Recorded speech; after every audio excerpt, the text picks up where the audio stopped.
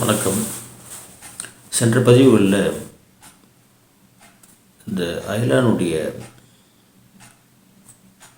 கதாநாயகன் மெர்சோ எப்படியெல்லாம் சமூகத்திற்கு அயலானாக விலகி நிற்பவனாக இருக்கிறான் என்பதைதான் பார்த்தோம்.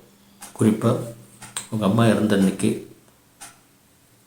அவன் எதிர்கொண்ட விதம், அந்த தந்தையை எதிர்கொண்ட விதம், அதன் பிறகு அவன் இயல்பாக தன்னுடைய காதலியோட போய் நீச்சலுக்கு போன அந்த நடவடிக்கை, அது மட்டும் இல்லாமல் ஒரு நகைச்சுவை படத்திற்காக அந்த பெண்ணை அழைச்சிட்டு போனது, அவரோட இரவை கழித்தது, இதெல்லாம் பார்த்தோம். அது மட்டும் இல்லை, அந்த இறுதிச் சடங்கிற்கு முன்னால் அங்கே கடைபிடிக்கக்கூடிய ஒரு நிகழ்வான கண் விழிக்கிற ஒரு நிகழ்ச்சியிலையும் அந்த சடங்குகளை கூட மற்றவர்களைப் போல துக்கமாக முகத்தை வைத்து கொள்ளாமல்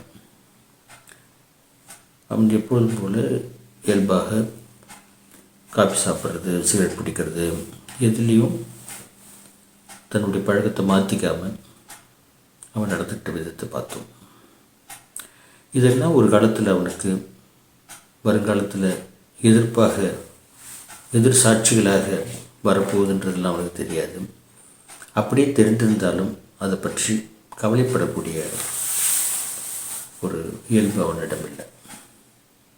அதனால தான் அவன் அயலான். இப்போ நம்ம அடுத்த கட்டத்துக்கு வரோம். அவனை பின்தொடர்ந்து பார்க்கும்போது நமக்கெல்லாம் ஒரு வியப்பாக தான் இருக்குது, வினோதமாகவும் இருக்கும். ஒரு மாதிரியாக இப்படியும் ஒருத்தன் இருப்பானா வாழ்க்கையில் சொல்லிட்டான். ஆனாலும் அதுதான் யதார்த்தம். இது நம்ம வேறு மாதிரியே பார்த்தோம்னா, ஆல்பர்ட் கம்யூ தன்னுடைய அபத்தவாத கோட்பாடை அழகாக இந்த மெர்சோ மூலமாக ஒரு உருவகமாக வச்சு நம்ம இருக்கிறான்னு சொல்லணும். குறிப்பாக இப்போ நம்ம அலுவலகத்துக்கு போகிறவன் சரி, சமூகத்தில் நெருங்கியவர்கள்ட்ட தான் அப்படி பழகிறான்னா, அவன் ஊதியம் வாங்குகிற அலுவலகத்துலேயும் அதே போல் எந்தவித உணர்ச்சிகளையும் வெளிப்படுத்தாத ஒரு ஆளாக தான் இருக்கிறான். பெரும்பாலும் அலுவலகத்தில் இருக்கிறவங்க, வேலை செய்கிறவங்க அங்கே முதலாளிக்கு விசுவாசமாக, அந்த வேலை செய்கிற நிறுவனத்திற்கு விசுவாசமாக பொறுப்புடையவனாக இருப்பாங்க.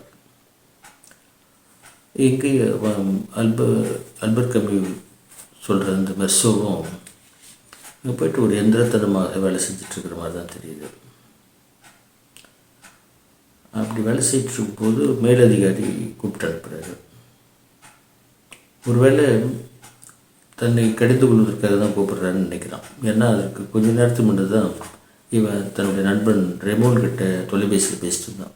பொதுவாகவே மேலாளர்களுக்கு வெளியிலேருந்து யாராவது அலுவல் நேரத்தில் குறிப்பாக பேசிகிட்டு இருந்தால் அது பிடிக்காது தானே. ஒருவேளை அதற்காக கோவப்படுறதுக்கு தான் கூப்பிட்றாரோ அப்படின்ற ஒரு தயக்கத்தோடு அவர் போய் பார்க்குறார். ஆனால் இவனுக்கு ஒரு வாழ்க்கையில் ஒரு மேம்படுத்துறதுக்கு ஒரு திட்டம் வச்சுருக்கிறாரு. பாரிஸில் நாங்கள் ஒரு அலுவலகம் திறக்கலாம்னு இருக்கிறோம், நீங்கள் அங்கே போயிட்டு வேலை செய்கிறதுக்கு விருப்பம் தானே உங்களுக்கு அப்படின்னு கேட்குறாரு. பொதுவாக வேறு ஒரு ஆளாக இருந்தால் ஒரு இடமாற்றம் இதெல்லாம் விரும்புகிற ஒரு ஆளாக தான் இருப்பான் இல்லையா. ஆனால் மேலதிகாரி இப்படி பாரிஸுக்கு போகிற ஒரு திட்டத்தை முன்வைக்கும்போது மெர்சோவுடைய முகத்தில் அப்படி ஒன்றும் பெரிய ஒரு ஆர்வமோ அல்லது ஒரு அதிர்ச்சியோ அல்லது ஒரு ஈடுபாடோ எதையும் காட்டிக்காமல் அதை பற்றி ஒன்றும் பிரச்சனை இல்லை அப்படிங்கிறான். ஆனால் அவர் சொல்கிறார், இல்லை நீங்கள் அங்கே போனீங்கன்னா உங்களுக்கு ஒரு நல்ல ஒரு எதிர்காலம் இருக்கும், உங்களுக்கு ஒரு வாழ்க்கையில் ஒரு மாற்றம் இருக்குமே அப்படின்ட்டு. இவனுக்கு மனசுக்குள்ளே ஏன் இங்கேயே நல்லா தானே இருக்கிறோம், எப்படியும் எதுவும் அங்கே போகிறதால ஒரு இடம் மாறுறதால மட்டும் வாழ்க்கை ஒன்றும் மாறிட்டு போகிறது இல்லை அப்படிங்கிறான். இதில் நம்ம வலியுறுத்த வர்றது அவர் ஆல்பர்ட் கம்யூ என்னை பொறுத்த வரைக்கும் வாழ்க்கை என்பது ஒரு முடிவில்லாத ஒரே மாதிரியாக சுற்றி சுற்றி வரக்கூடிய ஒரு ஏற்பாடு தான். இதில் ஒன்றும் பெருசாக மாற்றம் ஏற்படாது அப்படிங்கிற மாதிரி அவனை அந்த கதாபாத்திரத்துக்கு கொண்டு போகிறாருன்னு நினைக்கிறான். அது பாரிஸ்க்கு போகிறதால மட்டும் ஒன்றும் பெரிய மாற்றம் வந்துடாது அப்படின்னு மனசு நினைக்கிறான். அதே நேரத்தில் அதில் போகிறதுல ஒன்றும் பிரச்சனை இல்லை. எங்கே போனாலும் ஒன்று தான் அப்படிங்கிறான். நீங்கள் எப்போதுமே இப்படி தான் நேரடியாக ஒரு விஷயத்துக்கு பதில் சொல்ல மாட்டீங்க அப்படின்னு சொல்லிட்டு இன்னொன்று ஒரு கூடுதலாக ஒன்று சேர்த்து சொல்கிறாரு நம்ம மேலாளர். எப்போதுமே ஒரு வாழ்க்கையில் முன்னுக்கு வரணும், புது புது இடங்களுக்கு போகணும், புது விஷயம் மனிதர்களை பார்க்கணும், எதையாவது சாதிக்கணும் அப்படிங்கிற ஒரு வேட்கை இருக்கணும்ப்பா.